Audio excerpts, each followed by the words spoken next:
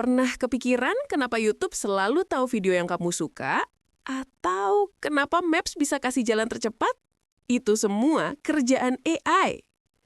Halo teman-teman, selamat datang di channel AI ID. Di sini kita bakal learning and playing with AI. Belajar kecerdasan buatan sambil santai, gak pakai pusing. Hari ini kita bahas topik yang sering bikin orang penasaran. Sejarah singkat AI, apa sebenarnya AI itu, dan gimana AI nemenin hidup kita sehari-hari sampai ke dunia kerja. Jangan takut serius, kita bahasnya ringan aja. Sambil ngopi juga masih nyambung kok. Poin 1, sejarah singkat AI. Coba bayangin, tahun 1950-an, ada orang jenius namanya Alan Turing. Dia nanya, bisakah mesin berpikir? Nah, gara-gara pertanyaan ini, lahirlah ide tentang AI. Tahun 1956, istilah artificial intelligence resmi dipakai pertama kali. Waktu itu AI masih cupu banget, paling cuma bisa main catur. Tapi lama-lama AI makin jago. Dari cuma jagoan papan catur, sekarang AI bisa ngobrol kayak manusia, bikin gambar, bahkan bantu nyetir mobil tanpa supir. Jadi, bisa dibilang AI itu berkembang super cepat. Kalau manusia butuh ratusan ribu tahun buat evolusi, AI cuma butuh beberapa dekade aja buat berubah dari bayi jadi super pintar. Nah, itu sejarah singkatnya. Tapi sebenarnya AI itu apa sih? Yuk kita bahas. Poin 2, apa itu AI? Jawaban simpelnya, AI adalah mesin yang bisa meniru cara berpikir manusia. Kalau kita belajar dari pengalaman, AI belajar dari data. Misalnya kita bisa tahu itu kucing karena sering lihat. AI juga bisa tahu itu kucing, tapi dia belajarnya dari ribuan bahkan jutaan foto kucing. Nah, sekarang kita berikan contoh beberapa macam-macam AI. Machine learning, pembelajaran mesin. Cabang ini memungkinkan komputer belajar dari data tanpa diprogram secara eksplisit. Contoh penerapannya adalah sistem rekomendasi film, analisis data, dan deteksi spam. Deep learning merupakan bagian dari machine learning yang menggunakan jaringan saraf tiruan berlapis-lapis untuk mengenali pola yang sangat kompleks. Teknologi ini digunakan dalam pengenalan wajah, asisten virtual, hingga mobil tanpa pengemudi. Natural Language Processing atau NLP. NLP berfokus pada pemahaman bahasa manusia oleh mesin. Contoh aplikasinya adalah chatbot, penerjemah otomatis, atau analisis sentimen atau algoritma di media sosial. Computer vision. Cabang ini memungkinkan mesin untuk melihat dan memahami gambar atau video. Penerapannya meliputi kamera pintar, sistem pengawasan, hingga diagnosis medis berbasis citra. Robotics. Robotics menggabungkan AI dengan mesin fisik agar robot dapat bergerak, merasakan lingkungan, dan mengambil keputusan secara mandiri. Contohnya adalah robot pembersih rumah hingga robot industri. Expert System. Sistem ini meniru pengetahuan dan logika pakar untuk memberikan solusi atas masalah tertentu. Misalnya sistem pendukung keputusan di bidang kedokteran atau keuangan. Reinforcement Learning. Cabang ini berfokus pada cara mesin belajar melalui percobaan dan kesalahan, serta menerima hadiah atau hukuman dari setiap tindakan. Teknologi ini dipakai dalam game AI maupun sistem navigasi otomatis. Nah, jadi intinya, AI itu bukan sekedar mesin pintar. Dia kayak murid super rajin, nggak pernah capek belajar dan makin lama makin jago. Oke, definisi udah jelas. Tapi sekarang, gimana sih AI kita temui sehari-hari, bahkan di dunia kerja? Nah, ini yang paling seru. Poin 3, fungsi AI dalam kehidupan sehari-hari. Pernah nggak kamu sadar, sebenarnya AI itu udah jadi teman diam-diam kita sehari-hari? Asisten virtual. Bayangin kamu ngomong, "Hey Siri, nyalain alarm jam 7 pagi." Langsung aktif tanpa ribet. Itu kerja AI.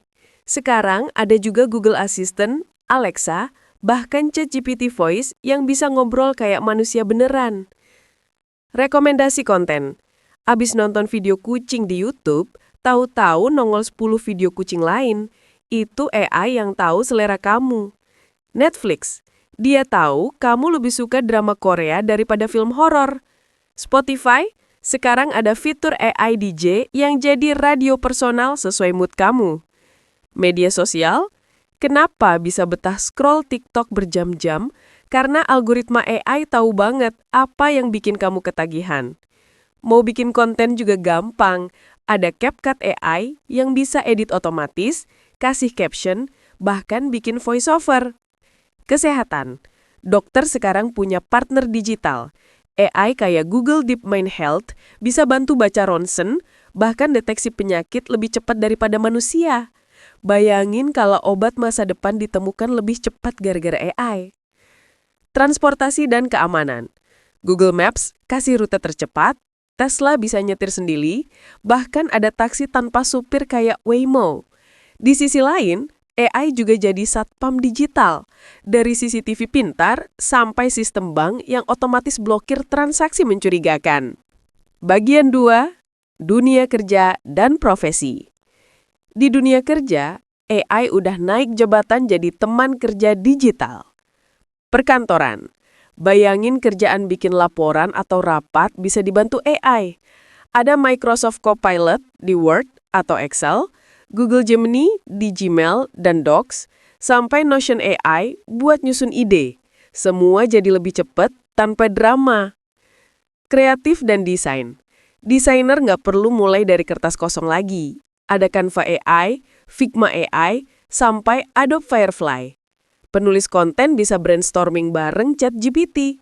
Musisi bisa bikin lagu bareng Suno AI atau Bumi. Jadi, AI itu kayak partner kreatif yang nggak pernah kehabisan ide. Kesehatan. Selain dokter, AI dipakai buat analisis data pasien, deteksi kanker dini, bahkan riset obat baru. Bayangin kalau obat masa depan ditemukan lebih cepat gara-gara AI. Manufaktur dan pertanian. Di pabrik, robot AI bikin mobil dengan presisi tinggi. Di sawah, drone AI seperti XEG bisa nyemprot pupuk otomatis, analisis tanah, dan prediksi panen. Jadi AI bukan cuma di kota, tapi juga di ladang. Keuangan. AI jadi bodyguard finansial. Ada Stripe Radar buat deteksi penipuan, sampai ChatGPT for Finance buat analisis pasar saham. Investor bisa ambil keputusan lebih cerdas dengan data yang lebih akurat. Pendidikan. Murid sekarang bisa punya guru privat digital. Ada Khan Emigo dari Khan Academy atau Duolingo Max buat belajar bahasa. Belajar jadi lebih personal sesuai kemampuan masing-masing. Hiburan. AI bikin game makin seru dengan musuh yang lebih cerdas. Netflix dan Spotify sudah kita bahas. Intinya, AI ngerti banget selera hiburan kita. Bagian 3. Kreativitas baru, AI generatif. Nah, ini yang paling mind-blowing. AI sekarang bisa bikin gambar, audio, bahkan video hanya dari teks. Bayangin kamu ketik, robot lagi ngopi di kafe futuristik. Dalam hitungan detik, AI langsung bikin visualnya. Beberapa contohnya, DALL-E 3, OpenAI, bisa bikin gambar realistis dari teks. Stable Diffusion XL, open source, bisa disesuaikan sesuai gaya kita. Midjourney version 6, favorit seniman digital karena hasilnya artistik banget. Runway Gen 2, bisa bikin video dari teks. CapCut AI and Canva AI Video, bikin konten pendek, lengkap dengan subtitle dan musik otomatis. Adobe Firefly, edit langsung di Photoshop dan Premiere dengan text-to-image atau video.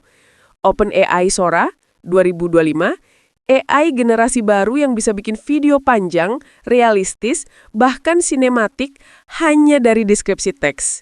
Jadi, sekarang bikin konten visual nggak harus jago gambar atau editing. Cukup kasih instruksi teks, AI yang kerjain sisanya. Jadi, AI bukan lagi teknologi masa depan.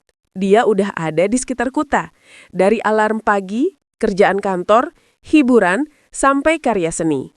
Bedanya, sekarang AI bukan sekedar alat, tapi jadi partner digital yang bikin kita lebih cepat, lebih kreatif, dan lebih produktif.